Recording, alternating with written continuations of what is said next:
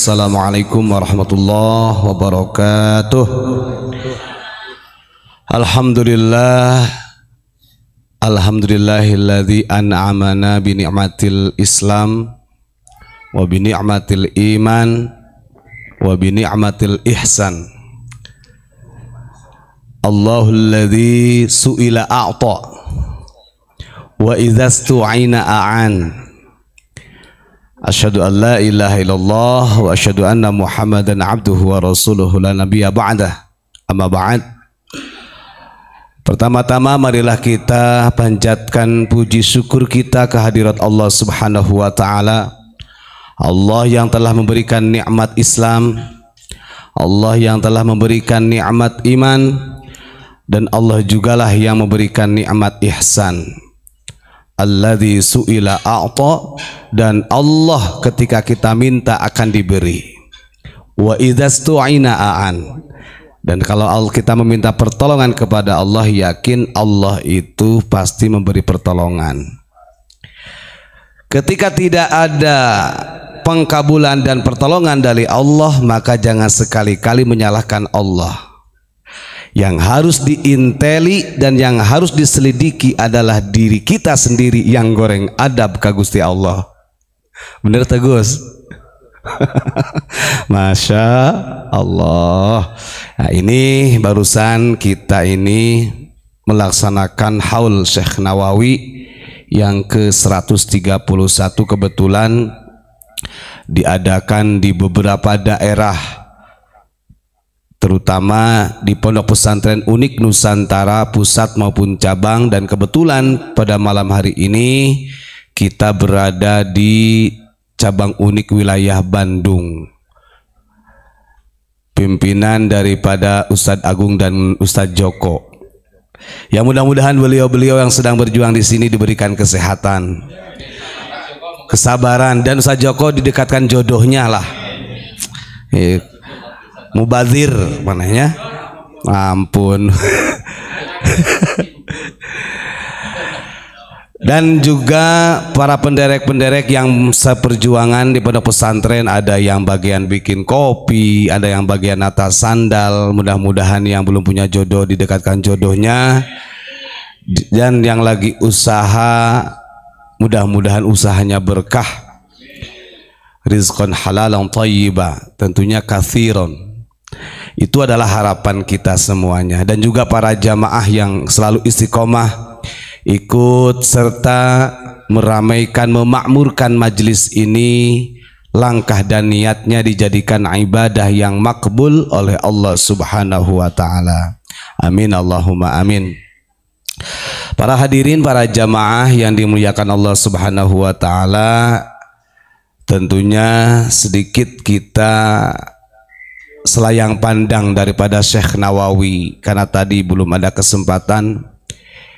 Jadi kalau kita lihat betapa hebatnya Syekh Nawawi Al-Bantani, betapa tawadhu'nya beliau dengan apa yang beliau punya, ilmu yang diamanahkan dari Allah, ini kan berbeda dengan orang-orang yang sekarang.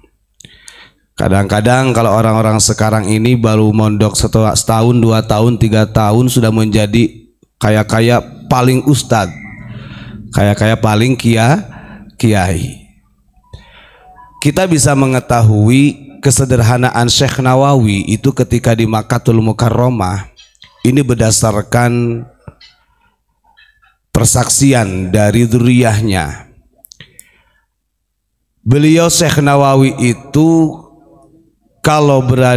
ketika berada di Makkatul Mukarramah, cara mengenakan pakaian beliau itu tidak akan pernah berubah dengan tradisi yang ada di sana. Artinya kalau sarungan ya sarungan karena orang Indonesia. Lamun pecina putih, temake putih anjeunna mah tetap pakai peci hideung.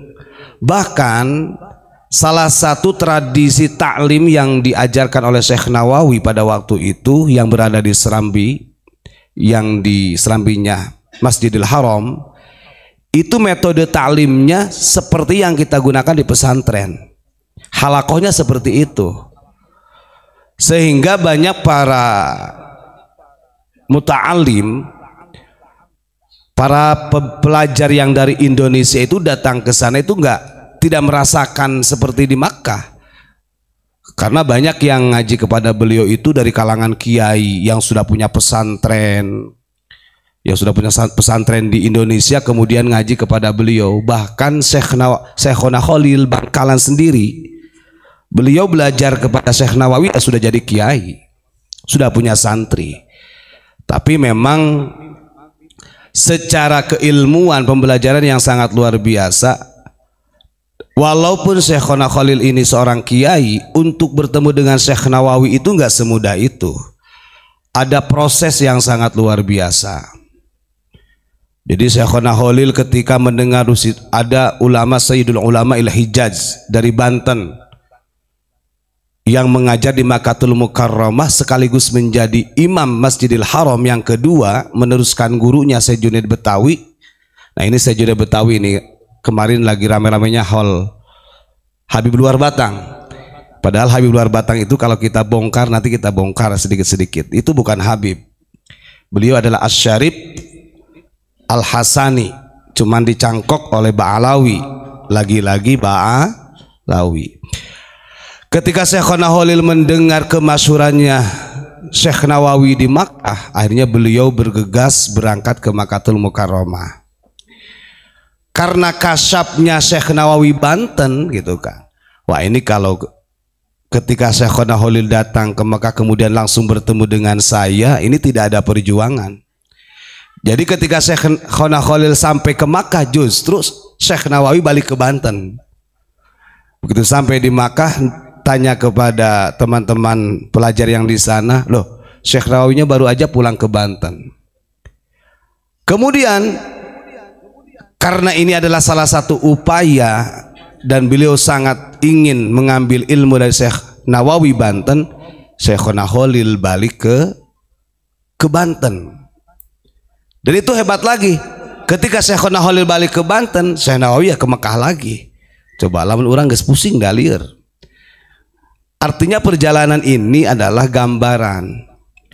Ternyata memang untuk menemukan guru yang sejati itu tidak semudah membuka tangan, membalikan tangan. Tentunya ada upaya-upaya yang memang di situ kita diuji bagaimana keyakinan kita, kesabaran kita untuk sampai ta'alluq berrobito kepada Syekh Nawawi Banten pada waktu itu. Makanya ketika di dalam diagramnya cikal bakalnya Nahdlatul Ulama, nah ini perlu diketahui juga para jamaah, yang paling populer seakan-akan NU ini didirikan oleh Mbah Hasyim Asy'ari. Padahal yang punya gagasan ide untuk mendirikan Nahdlatul Ulama ini adalah Nawawi. Syekh Nawawi pada tahun 1923 kalau gak salah ya, atau 24 mungkin, memerintahkan kepada murid-muridnya yang belajar di tanah Hijaz untuk berkumpul di Menes. Ini jauh-jauh hari sebelum NU berdiri. Tempatnya di Malnu. Dulu itu yang sekarang ada, kalau mungkin yang tahu, di Menes ada Matlaul Anwar, Universitas Matlaul Anwar yang punyanya Muhammadiyah. Dulu itu namanya Malnu. Kenapa disebut dengan Malnu? Artinya Matlaul Anwar li Nahdlatul Ulama. Maka sebenarnya kalau ada orang NU kemudian berbeda pandangan menjadikan permusuhan dengan Muhammadiyah, ini sangat keliru. NU didirikan ini juga dorongan daripada Muhammadiyah, karena Muhammadiyah lebih dulu berdiri. Nah ketika kumpul pertama di Menes, di tempat Malnu itu yang sekarang jadi universitas Matlaul Anwar li Nahdlatul Ulama, disitulah membicarakan strategi bagaimana supaya para alim ulama bisa guyub, artinya bisa mensukseskan untuk merebut kemerdekaan dari pemerintah kolonial Belanda yang pada waktu itu masih pemerintah Hindia Belanda. Dan perlu diketahui, pemerintahan Hindia Belanda ini sebenarnya bukan pemerintah yang sah, karena pemerintahan Hindia Belanda itu adalah pemerintahan yang mengambil alih, mengambil paksa dari Sunda Kelapa yang pada waktu itu Sunda Kelapa ini ya seluruh Jabotabek sampai ke Banten ini Sunda Kelapa, dan itu dipimpin oleh Kerajaan Kesultanan Banten. Maka wajar kalau ketika 1983 kemudian 1984 sampai ke 1988 itu ulama-ulama Cilegon, ulama-ulama Toriko ingin merebut kembali daripada pemerintahan Hindia Belanda, karena itu hak Nusantara, walaupun dipatahkan dengan fatwanya Utsman bin Yahya. Ya kenyataannya akhirnya bisa diambil lagi yang sekarang menjadi Jakarta. Nah itu adalah salah satu sekilas sejarah. Artinya Syekh Nawawi ini walaupun beliau bermukim di Makkah, kemudian beliau dimakbarohkan, disarekan atau ditidurkan beliau di Ma'la, tetap beliau itu sangat ikut andil, peranannya sangat besar memikirkan bagaimana bangsa Indonesia ini bisa merdeka. Kan begitu. Sehingga dari ide-ide cikal bakalnya Nahdlatul Ulama ini dituangkanlah oleh Syekh Nawawi kepada murid-muridnya, diantaranya yakni Syekhona Khalil Bangkalan. Karena Syekhona Khalil Bangkalan sudah sepuh, maka amanah ini diteruskan kepada Hadratul Syekh Hasyim Asy'ari melalui pelantara Kiai As'ad Situbondo atau Kiai As'ad Syamsul Arifin. Itu sejarah yang utuh. Nah yang beredar, yang kebanyakan orang ini seakan-akan mutlak, yang punya ide kemudian yang mendirikan itu adalah Mbah Hasyim Asy'ari. Sehingga banyak di NU itu foto-foto yang terpasang itu tidak banyak, hanya 3 ulama-ulama di Jombang, padahal dari beberapa persaksian daripada Dzurriyyah Muassis NU 1926 itu hampir 400 lebih ulama-ulama kita yang berperan penting untuk mendeklarasikan NU. Artinya muasisnya banyak. Nah ini perlu yang kita sharekan kepada anak didik kita, sehingga nantinya baik yang di pesantren ataupun di diniyah, di daerah, para santri atau anak didik ini memahami NU yang utuh, memahami sejarah bagaimana NU berdiri. Kadang-kadang orang NU sendiri kalau ditanya khitoh NU seperti apa, ya nggak tahu juga. Nah ini kan repot, karena pendidikan Nahdlatul Ulama ini tidak akan terlepas daripada hubbul waton minal iman. Kemudian kalau ada lagi orang Nahdliyin, andai kata ada orang Nahdliyin tapi dalam mindset kemudian pola pikirnya, sifat terjangnya jauh dari hubbul waton minal iman, nah itu juga perlu dipertanyakan. Karena ulama-ulama Nahdlatul Ulama atau Jam'iyatul Ulama ini menjadi wasilah litamassuki bi jama'atil ulama. Mudah-mudahan kita sebagai warga Nahdliyin, mudah-mudahan selalu diberikan keistiqomahan. Amin Allahumma amin. Assalamualaikum warahmatullahi wabarakatuh.